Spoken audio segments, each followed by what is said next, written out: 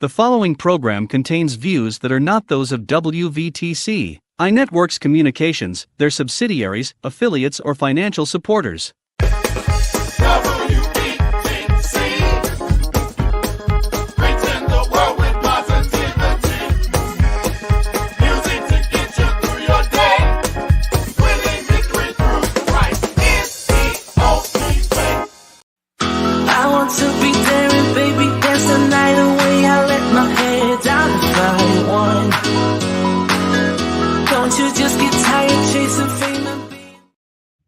Hey, thank you guys for tuning into Heavily Sent People You Should Know.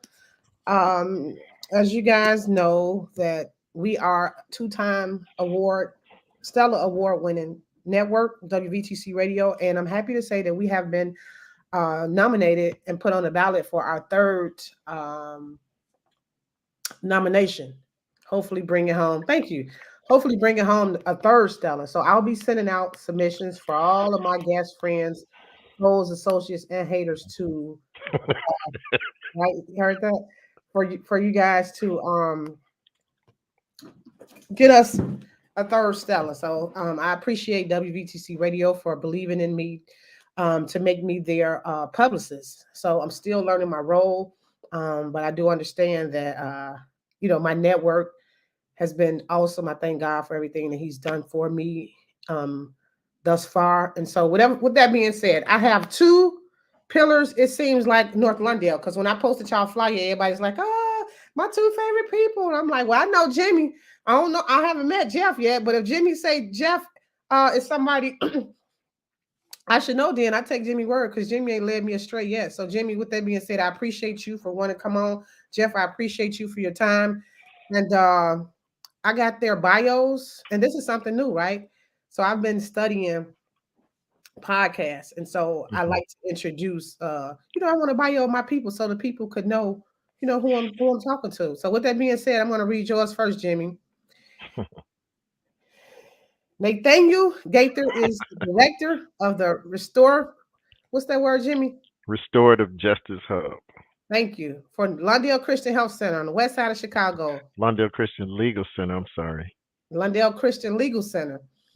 Jimmy joined LCLC after serving as a company liaison, lifelong experience working in the community, serving non-for-profit organizations and Cook County government. He believes the change is possible. Change of economic development for underfunded and underserved populations, especially in the Chicagoland area. He is a speaker and coach for individuals struggling with substance abuse. Lived in North Lundale all of his life, believes that he can make a difference in the community and lives of those we serve. He is enthusiastic about criminal justice reform, restoration, and empowerment for the community, and strengthening community relations among stakeholders and organizations. As a lifelong resident of North Lundale, he has an ear to the ground and a passion for helping the community and its residents have a voice. Thank you, Jimmy. And so my relation with Jimmy is Jimmy pretty much introduced me to North Lundale. I remember when Jimmy was doing open gym, and Jimmy had asked me to come and help him. And so from there, I developed a relationship with Drew Goldsmith and got a job at North Lundale. And it's funny because I remember sitting there talking to Drew, and he was telling me, he was like, you know what, all the people I interviewed, I know you ain't gonna be here long. And he was right. And so I needed to take that job because I live close in the area, and I was going to school to get my CDL. So I just needed something to to monetize with it. So I was able to get my CDL and did my time at North Lundale Christian Health Center. So Jimmy, I appreciate that. No problem. Mr. Jeff Russell. For over 30 years, Jeff Russell has served as a leading influencer in walking alongside many men on the journey of self-discovery. Having the luxury of being trained by both the streets and the local church has afforded Jeff Russell the opportunity to present principles of truth that his audience finds captivating and most useful on the journey of self-discovery. Jeff Russell is currently a business owner and a social entrepreneur. He's currently finishing his master's degree at Northern Theological Seminary, with an emphasis in Christian community development. Okay, Jeff.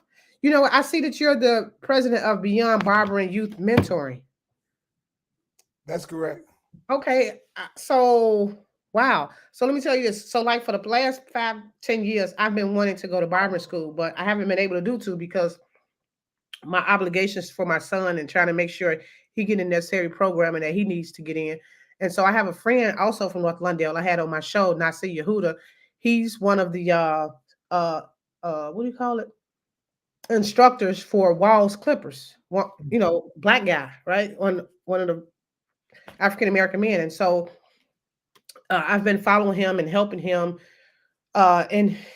him, when he do his events at the Rosemont Center, so on and so forth. And so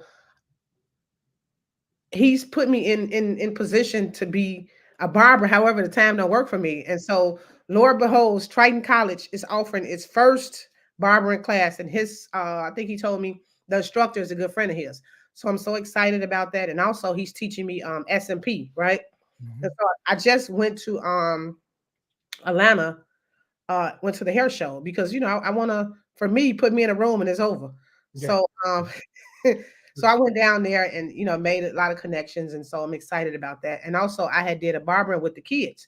I had about 5 young men who were interested in that, and we had to go way out south because I don't know, we just had to go out south, and he taught us hands on. So I'm happy to hear that. So it's divine connection. I didn't know that prior to Jimmy introduced me to you. So thank you again, Jimmy. So with that being said, I answered the first question, what's y'all occupation, right? And so we're gonna start with you, Jeff. Do you think societal expectations of men have changed? Oh, that's a good question. I do think the societal expectations has changed toward men. Yes, yes. In what way?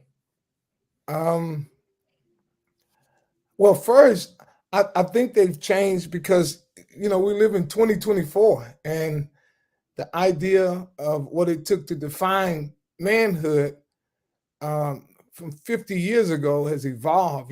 Through the agricultural age, the industrial age, and working our way up to present.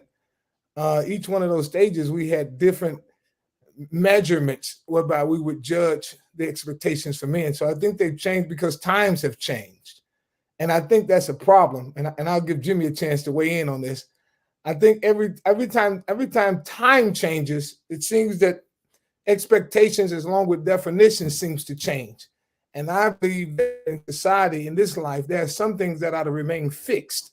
And if they're going to remain fixed, then we have to draw our idea or principles from a fixed place, so that even during changing times, the expectations and the standards for masculinity and manhood should always remain the same.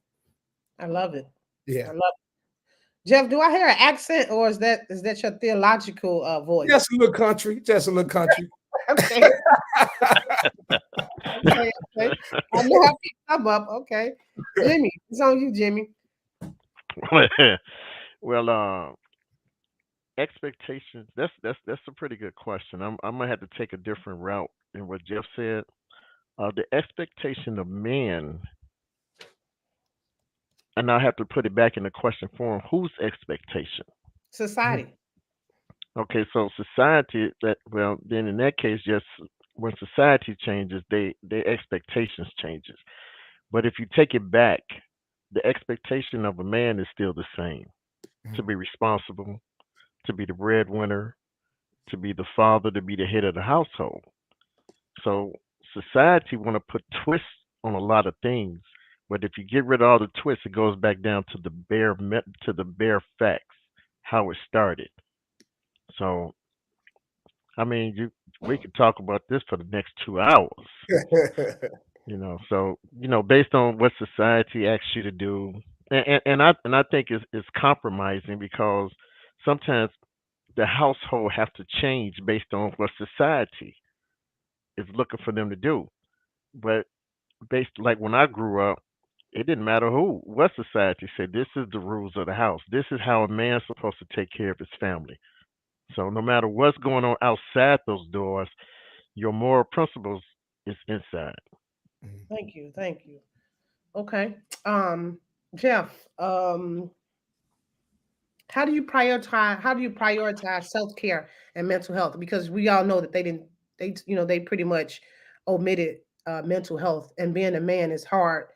Well, I ain't gonna say it's hard because I'm not a man, but it seems like it's hard for men to prioritize self care with all the stuff that's going on.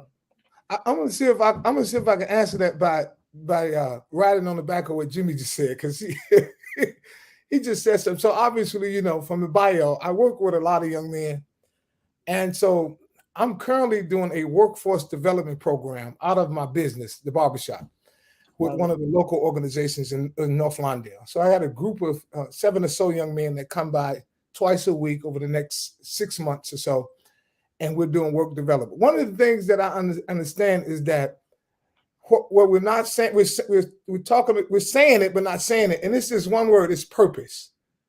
And so whenever purpose is not known, there's an old saying by one of the great American speakers and preachers: whenever purpose is not known, abuse is inevitable.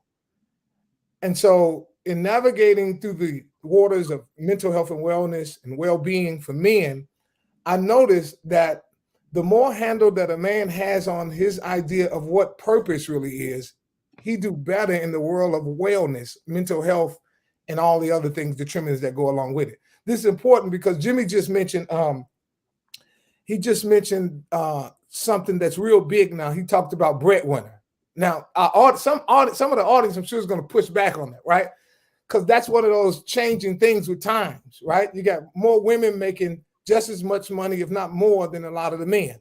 Correct. And so one of the questions the men are going to struggle with in trying to enter into a relationship is, how do I now see myself in the context of a relationship when this woman is making more money than me? Wow. So they struggle with that reality, but they struggle with it for one reason. It's because they've never struck the goal of what purpose really is, what the purpose of a man really is. And Jimmy alluded to that: priest, provider, and protector. As long as he do those things well, then the money, we can relook at money and how it flows through a given relationship. But he can't let go of his idea of what purpose is, because he'll squander the whole relationship because he couldn't figure out how to get over a societal shift where a woman is now possibly making more money than him. So I think that ties into the idea of mental wellness. It flies over better with people who have a good sense of direction for their life, and then they can direct the realities of what they do with their health in a much more better way. I love it. Yeah. Jimmy? What he said.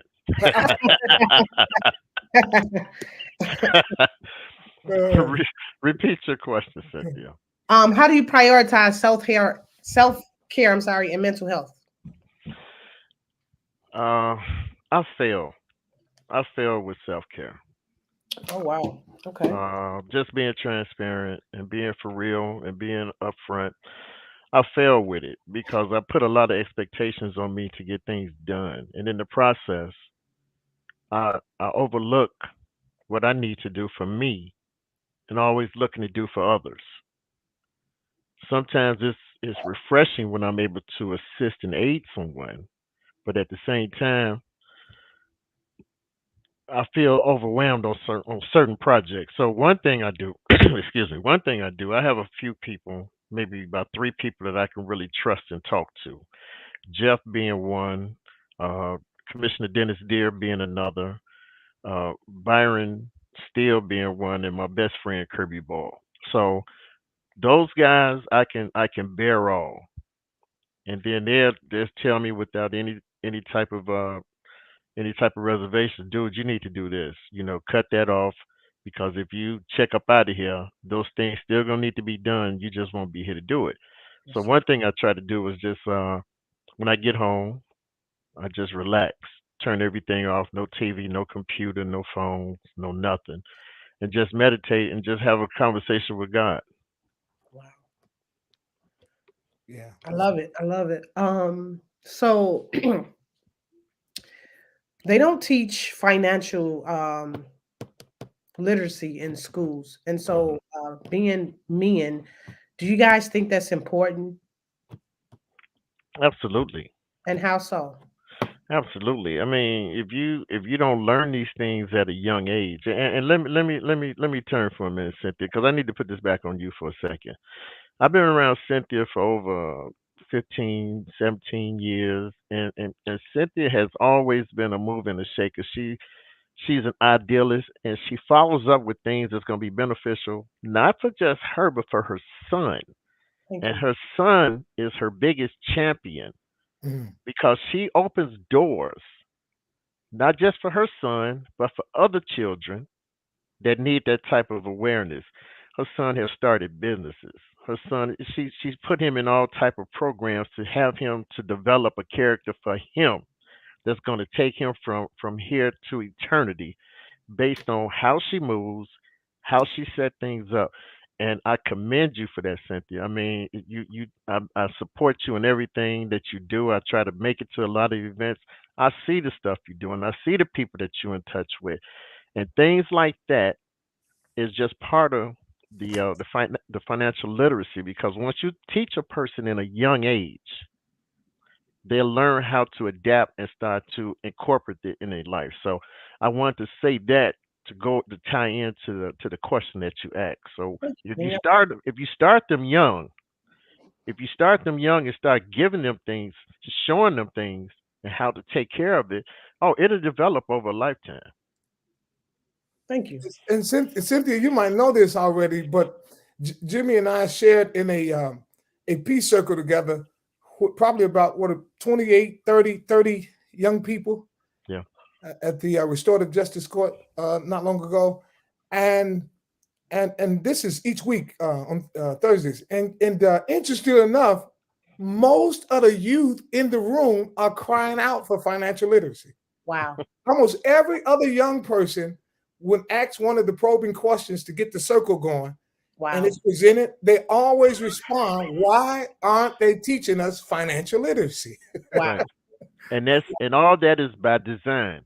Because if you keep something from a person, they have to depend on somebody else to show them, and the person that's showing them is just going to show them what they want them to know. It Absolutely. goes back to the fish and to the fish thing.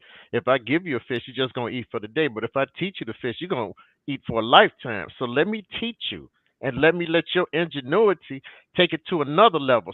Work outside your parameters. You set your I'm sorry to be all emotional, but if you set your parameters, you work within them, and you spread your parameters, and that will makes your mind grow and things work. I'm sorry, Cynthia. No, I love it. That's what I want. That's why it's called Real Men, Real Talk. Yeah. Um, so my next question brings me to Jimmy. I think you touched a bit on it, but you didn't elaborate. What do you guys consider a good friend? You know, we got the stigma. You hear about, oh, that's my BFF, that's my friend with no substance, right? So, what does Jeff? What does a good friend look like to you? What are the characteristics, et cetera, et cetera?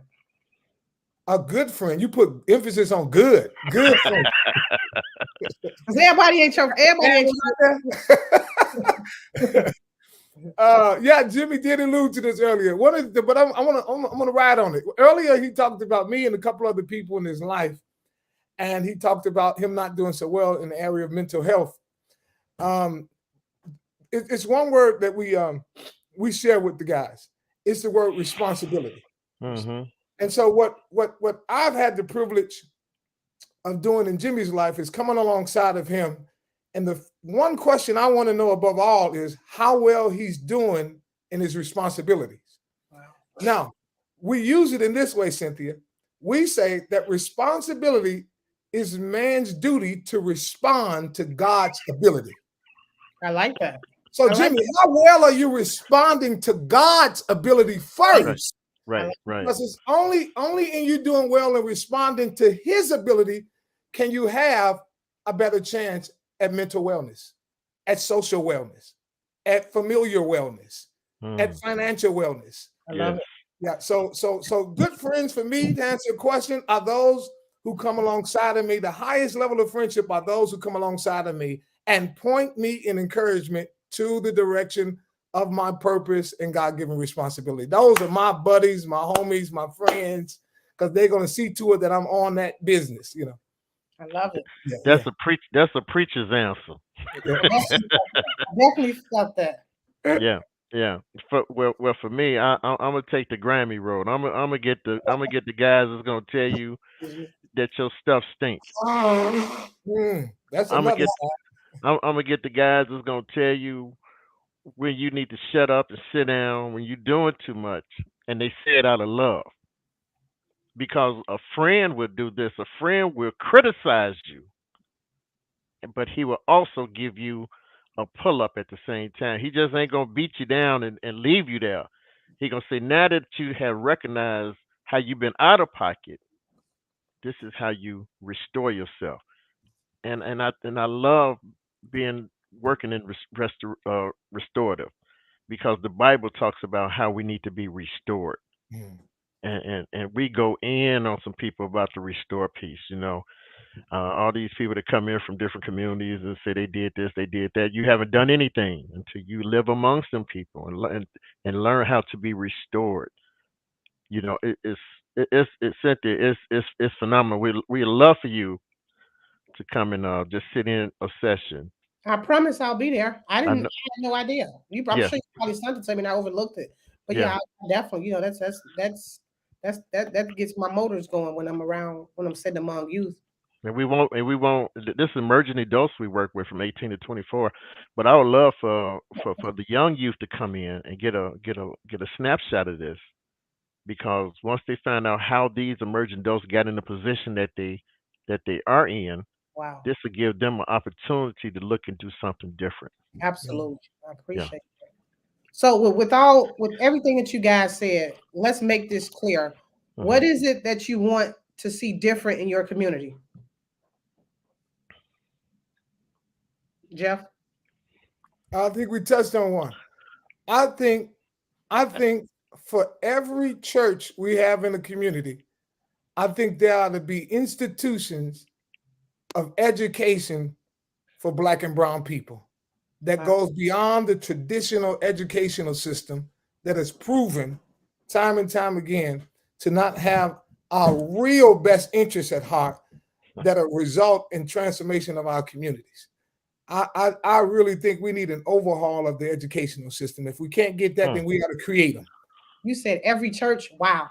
Yeah, every church ought to have a educational institution right next to it of deep learning, not this traditional school learning that we get that turn you out in 4 years. You learn how to say what they say and think how they think, and then you go down there and get you a little salary. I'm talking about a deeper learning that calls you to come back to question your deeper self, your inner self, and come out of there with a sense of who you are and your purpose, identity, and a sense of willing to come back and take our communities back, man.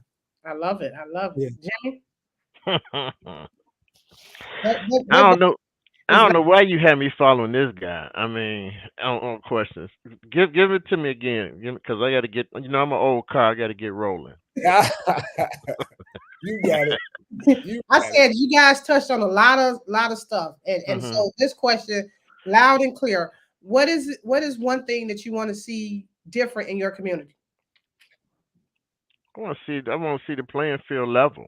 Mm, I want to see the same opportunity that they have in Highland Park, that they have in North Lawndale, that they have in Inglewood, North and South Austin, East and West Garfield. I want to see the same. I want to see the same opportunity. I was just listening to the news how they in Florida then took away the diversity and stuff like that. Now kids can't even can't get a grant based on the diversity where they can have an opportunity of learning.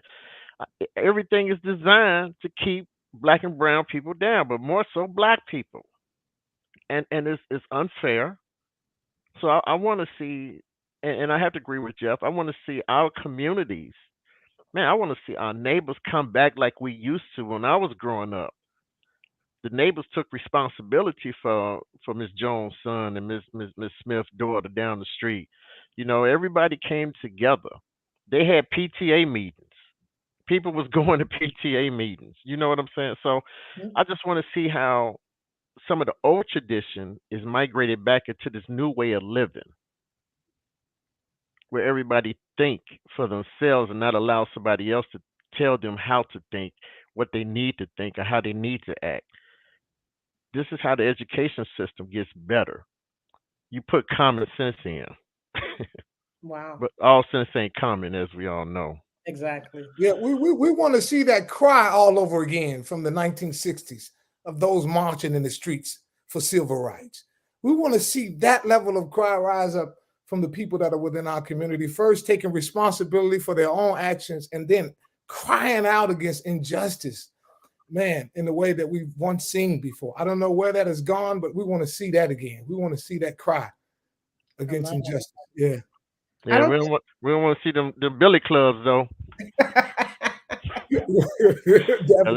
It's a different day. You come at us with billy clubs, we coming back. We ain't gonna have no billy clubs though. I think you got a point. You got a point. So I don't think Jimmy answered the question when I said, "What does a good friend look like to you?" You mentioned some of your friends, and so with that being said, what characteristics that they have to make them a good friend? You got to have honesty, trustworthy. You got to have a relationship with an individual for them to be a good friend. You have to really trust. I consider you a good friend because no matter if my stuff stink, you're gonna call me on it, and I don't get upset. I don't get offended because you're not telling me this to hurt me. You're telling me this to make me better. Absolutely. So this is what friends, a good friend, look like. A good friend is a person that's going to be there for you through thick and thin. You know, they say when it get thick, I'm gonna get thin. No, a good friend is going to be there, is going to see you through a situation. And I know those individuals that I called out, those are the ones that I can call on. Good friends is going to pray for you when you can't pray for yourself. Good friends is going to call you when you don't feel like picking up the phone talking to anybody, and they know you're going through something. A good friend just going to call and check on you, like you, Cynthia. Hey, dude, I ain't heard from you in a while. What's going on? That's what a good friend is. That's the characteristics of a good friend. And that things like that you can't buy off a shelf. I love it. You can't buy that type of stuff off a shelf. I got a connection with you when you was coming in the gym. Cynthia started her own little basketball team. She got a team in there. You know, it was there. She was working the clock, and she was a leader. That's right. Yeah. And she's a hooper. I am. That I am. Oh, this is a non-paid advertisement. So, I love it. yeah. Mr. Russell, what can you tell us your favorite childhood memory? Yeah. And I'm gonna share it. This at the top of the list, and I'm gonna share it. It's gonna tie right into this whole idea of how we define friendship. So one day, about it's bad when it starts off one day, right? So one day my friends and I, we had to be in about maybe fourth grade, third grade. And I lived over there at 1517 South Central Park. This was our first migration from the near north side to the west side as a boy. And so, 1517 South Central Park. And Jimmy Gaither lived directly across the street from me. Man, I'll be telling people where I live at. I said L-I-V-E-D, lived. Past tense. This is more than 30-something years. Long time ago. All right. So we decided, we idle. So, the forbidden, don't go up on 16th Street. Don't go up on 16th Street. So a group of us, we get together and we go up on 16th Street. And we saw this gentleman who he looked different. His clothes looked different, kind of like, man, look at that guy. Look at that bum. So we started taunting him and teasing him. And the next thing you know, he chased us. And we noticed he had a long blade under his sleeve. It came out like a long blade. We running for dear life. This fourth grade now. We like, our life is about to be over. We running. And we turned the corner, and guess who we saw? Now, Jimmy's at least, okay, Jimmy. He's at least a few years older than me. Okay. So we ran to big brother Jimmy. We ran to Jimmy. He said, what's going on? What's going on with y'all? Jimmy said, what's going on? And then he said, we told him, and Jimmy said, stay right here. He went up there and got the man, brought the man back and said, you see those boys? You see them? I don't ever want you to even look at them. Don't you even think about touching them. And then the man went about his business. And then Jimmy turned to us and said, every last one of y'all meet me out here tomorrow. We're going to clean that vacant lot up and we're going to start a football league. And that day forward, 4 is our relationship that evolved into a brotherhood, a friendship. Because it's those same qualities that we share now, looking after one another, seeing when we're veering off purpose and off course, and we hold one another accountable. That's one of my fondest memories because I still live in it because I'm still sharing with the friend that I've established that day. That's deep. Wow. Wait, Jimmy, did you know this guy? Everybody knew him, and he wasn't. You might want to say he was mentally unstable, Okay. but for him to have a weapon, and mentally unstable, it could have been catastrophic.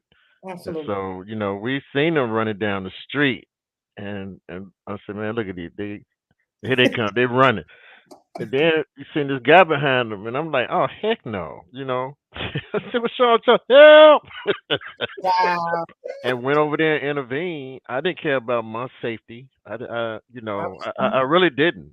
I was an older guy on the block. Me and my other buddy, we jumped over there and like, man, and then we really had to, exercise our lefts and right to really, push our point through. This is such a part. This is what the community is what I was talking about earlier. This is how the community looks out. Yeah. And this is something that's been bred in us from generations in front of us. So our big brothers took care of us, so they passed the mantle down to us. And that's what we were doing at the same time, protecting our neighborhood, loving our people, loving God, loving people, protecting our block, and hoping that somebody just keep this thing going. Yeah. And loving the misguided youth. Yeah, exactly. Right. Up until today, right? Yeah. So, Jimmy, tell us your favorite childhood memory. Oh, Cynthia, I have. I mean, it's so many of them. I don't have one particular favorite. I have favorites, but I think one thing I love vehicles. So Okay. one of my favorite is that my brother put me on his lap. Okay. I always talking about I wanted to drive. So my brother put me on his lap and let me steer while he worked the pedals. And that was one of the greatest things that was going on. Then later on in life, I wanted to learn how to ride motorcycles. My cousin taught me how to ride motorcycles. I wanted to learn how to drive sticks. My brother friend taught me how to drive sticks. So those were monumental things in my life growing up outside of catch a girl, kiss a girl, stuff like that. But it was just I always caught the slow ones though. And the slow ones was the ugly ones. I be running like this, and they be like running slowly, trying to get caught. I'm like, damn, again.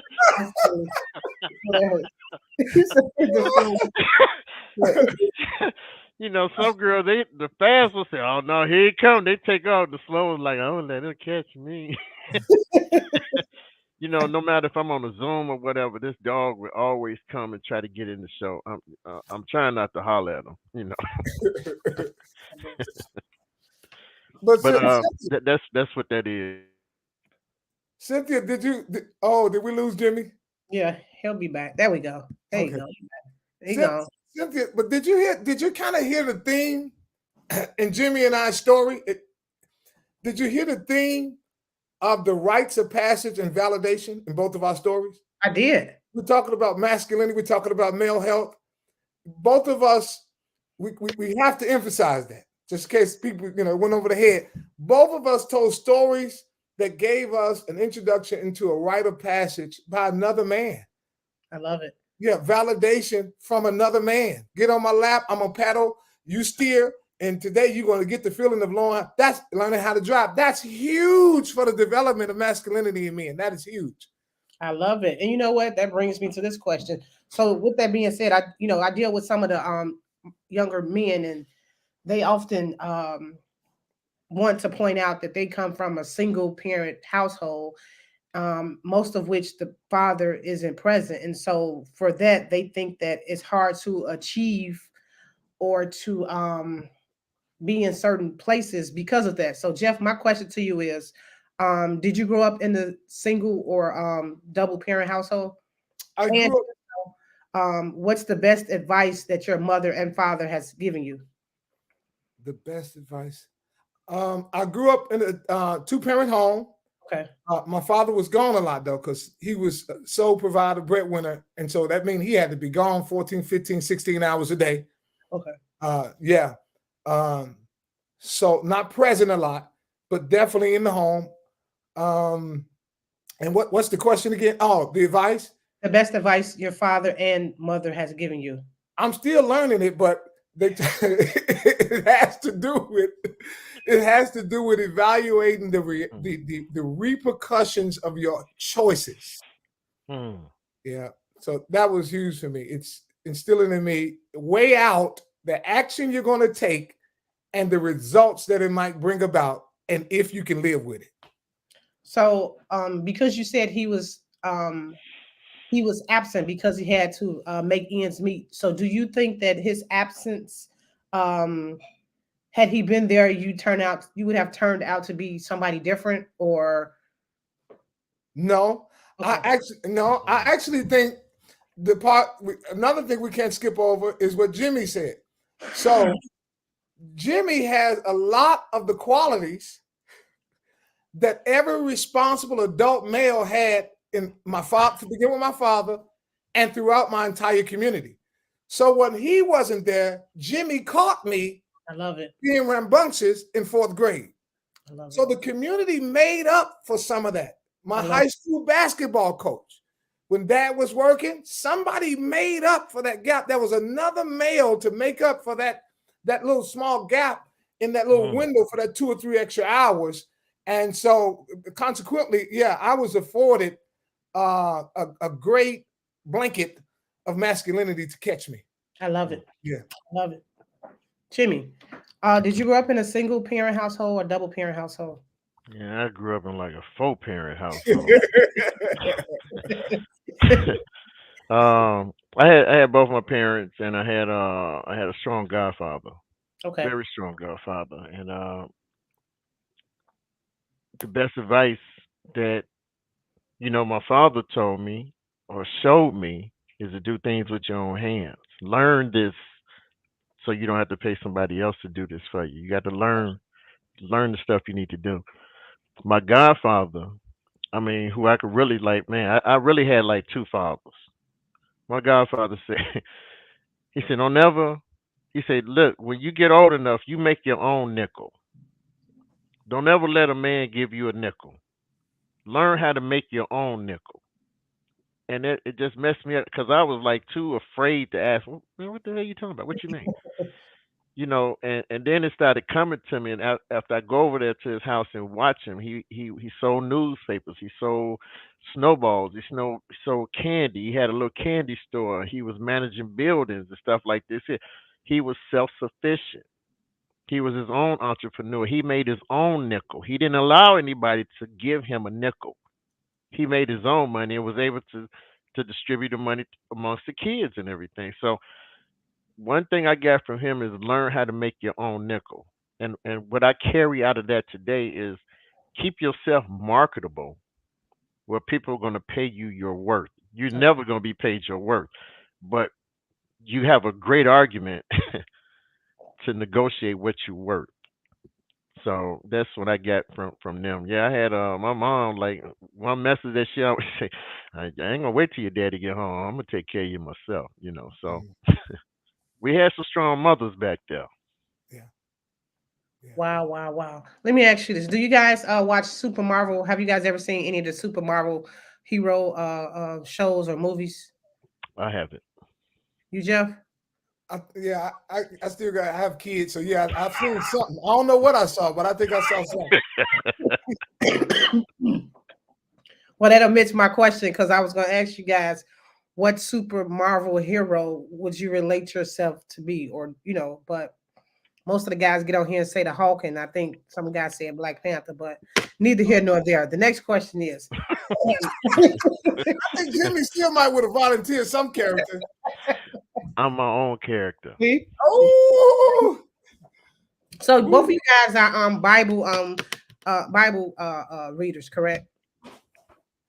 Safe to say. Yeah, it's safe to say. Safe to say. Okay, so can you guys give me a favorite Bible scripture or parable in the Bible? I can. Go ahead, Jeff. Uh, the favorite, just top of the dome. Yeah, sure. I think that'll definitely have to be Isaiah chapter 40. What's that? They that wait upon the Lord Okay. shall renew their strength. They shall mount up with wings as eagles. They shall run and not be weary. They shall Okay. walk and not faint. I love it. Yeah. That's in the song. Jimmy, what you got for us? Well, mine was Second Chronicles 9:28, and oops, it's 28:9. What happened? We don't know. So what it was? It said it was like, and you, my son Solomon, should follow the God of your heart. He will search your heart and with whole devotion. And what he was saying is that God searches every heart and knows every motive behind every thought. And Solomon was the wisest man in the Bible, but he still has some filth on him. So he was being told that God searches the heart and He knows the heart. And when you're doing things openly with a whole mind and you understand what you can do and you look at what you should be doing, that scripture reaches out to me. I think it's Chronicle 9:28, 9 and 28. So if somebody wanted to read that, then you'll get a full understanding of it. Okay. Thank you. Jeff, when you're going through, what's your favorite gospel song? Oh, that changes. I'm old school. I'm Andre Crouch. If heaven was never promised to me, I'm Okay. old school. Okay. Yeah. So Andre Crouch. I'm cut from that cloth. I'm reaching all the way back for some of the hymns and some of the gospel writers of old. So yeah, it can change. It can change. Okay, Yeah. but Andre Crouch. Okay. Yeah, Andre Crouch. Yeah, top of the list. Andre Crouch. Okay. Well, that's some old stuff, man. Yeah, Andre Crouch. Walter Hawkins. Walter Okay. Hawkins. Marvelous. Yeah. Walter Hawkins was at the Stella Awards. Okay. Mm. Remember that name? Yeah. Jimmy, who you got? I have a lot. I mean, I think one thing that keys in with me with the song is the individual's voice that's singing. Okay. And Marvin Wayans has a voice that captivates the attention, Mm. and he sings with so much enthusiasm. I mean, I have a lot of the old like Chicago Mass Choir, Florida Mass, Mississippi Mass. I love them. I love those songs. But when you really sit down and you need somebody to minister to you in music, I think Donnie McClurkin and Okay. Marvin Wayans together, you get in your quiet space and you listen.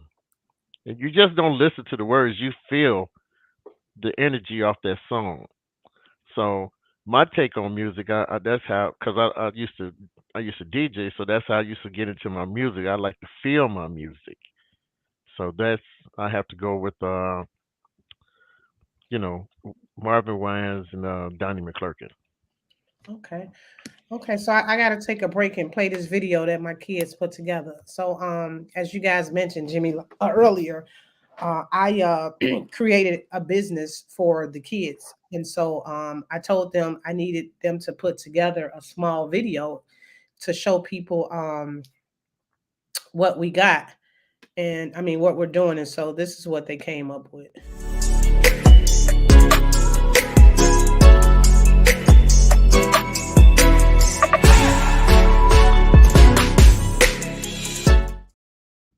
So that was real short, right? And so what that is, so I was gifted a pickup truck, right? So I'm like, you know what?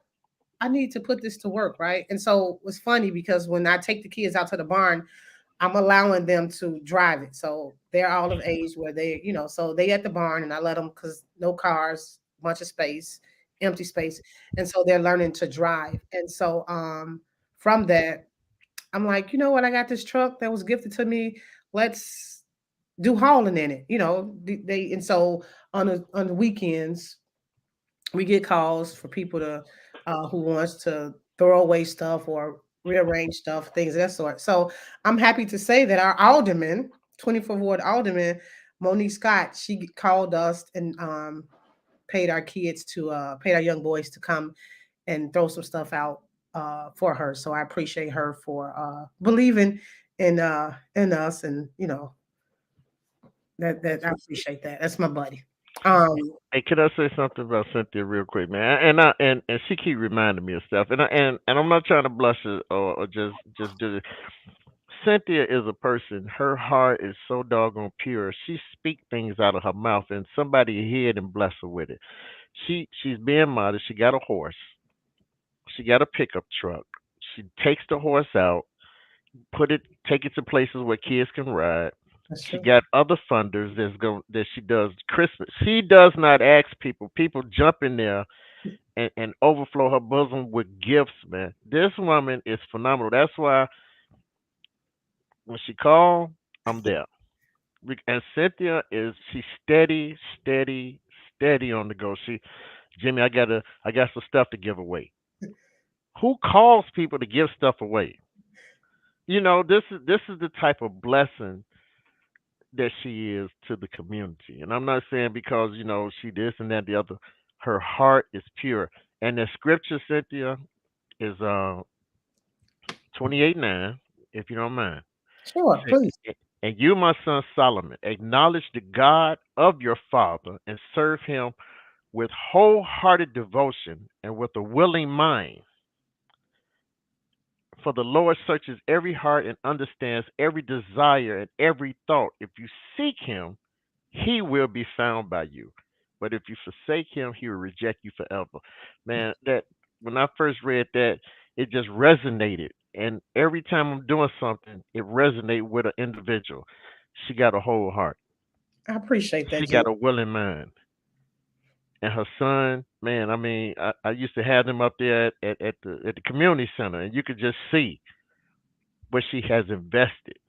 And I think that's a word we didn't use that we should use, the investment. You have a lot of investment in your children, in your son, and you have investment in people that you work with, and we have investment in our community. So I think that's where our heart comes in with this passion. And I'm done.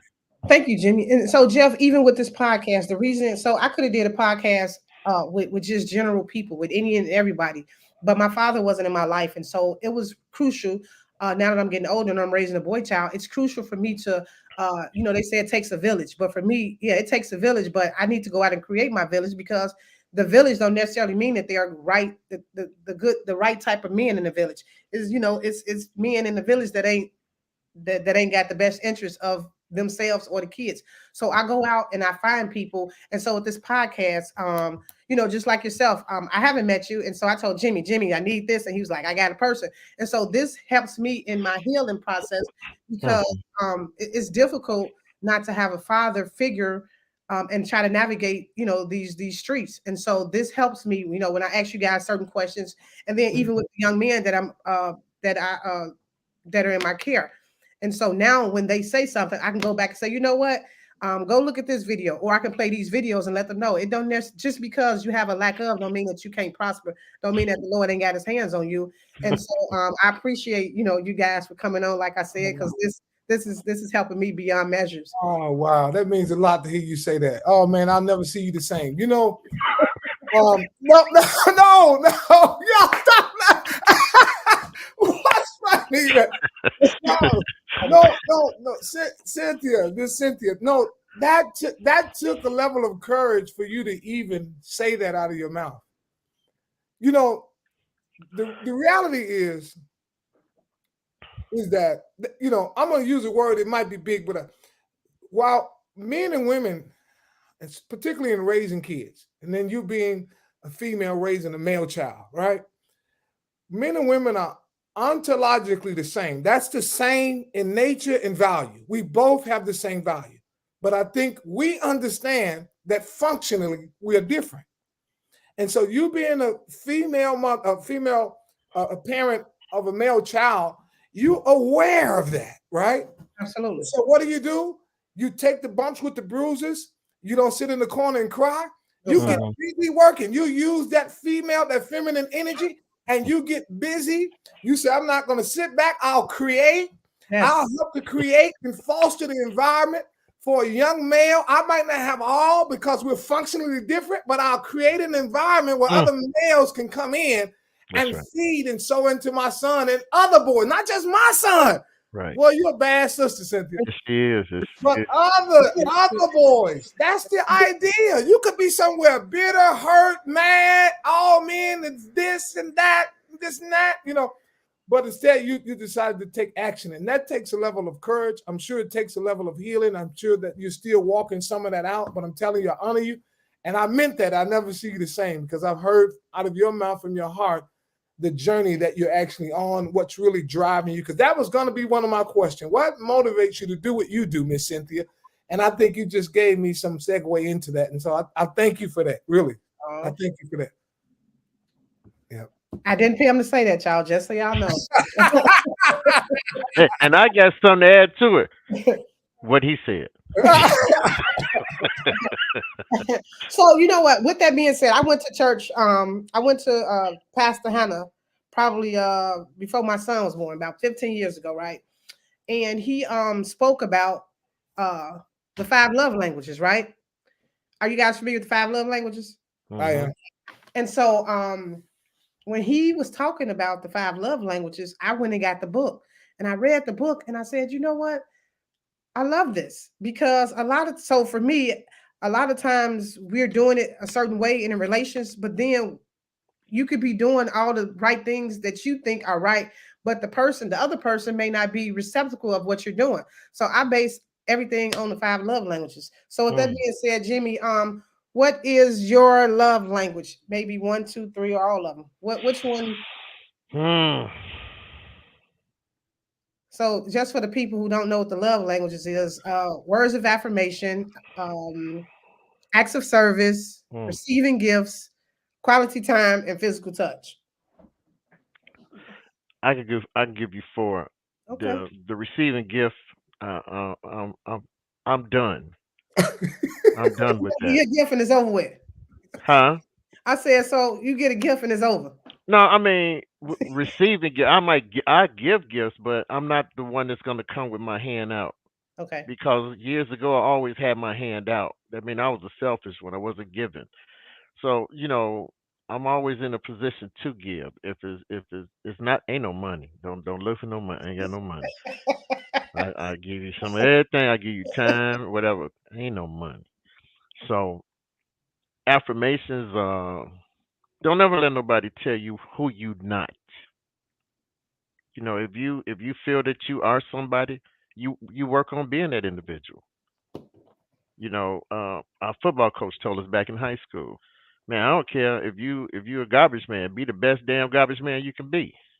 Have an art to how you pick up the can and throw it in there, or whatever the case is. Be the best that you can be. Um, I like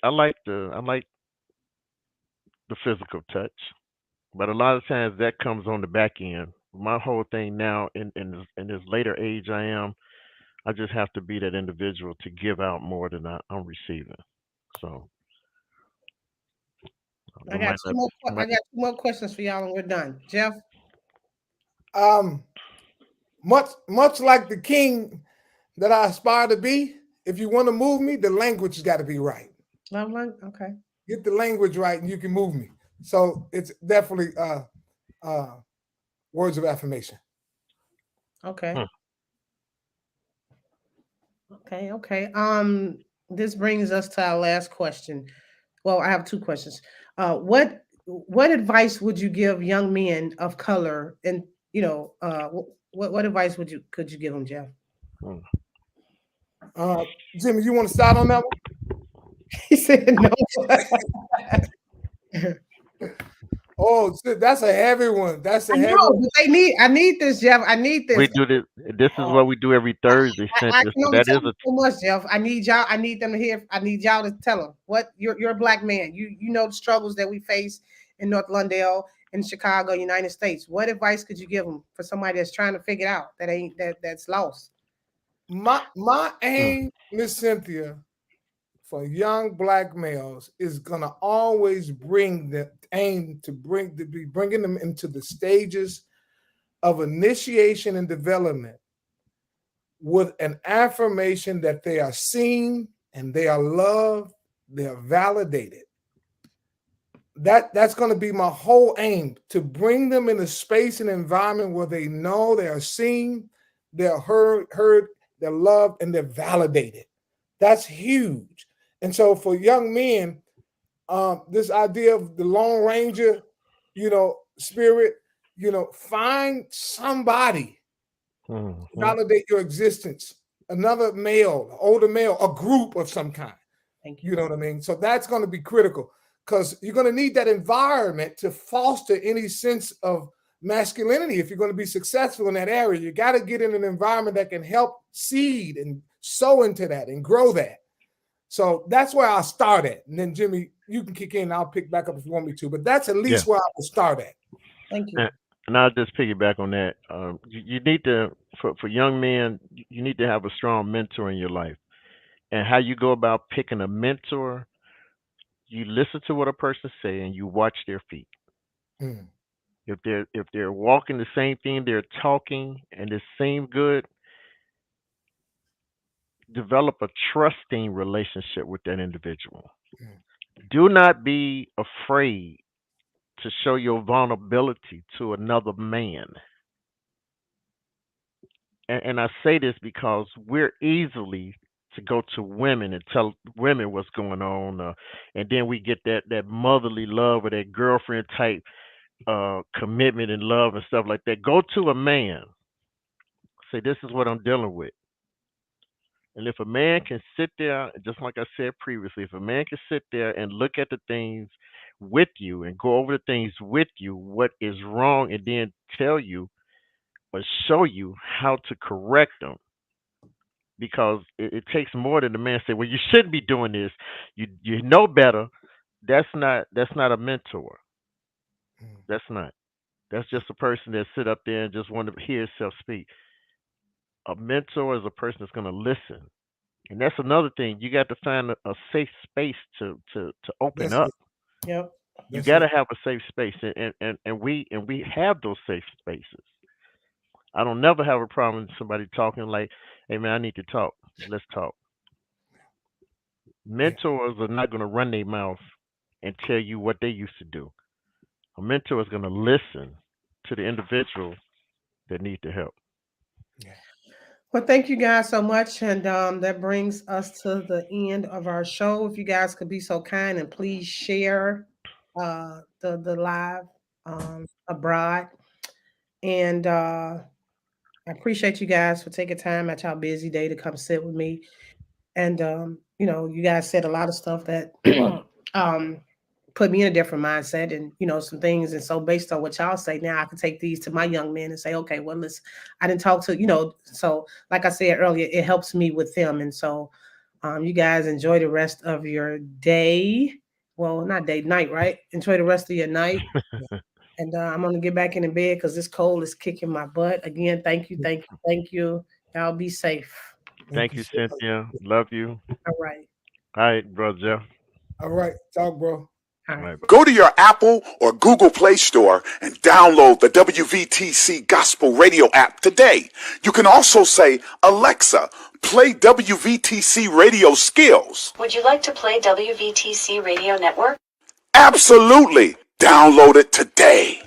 Views made on the preceding program are not those of WVTC Radio, iNetworks Communications, or their financial supporters.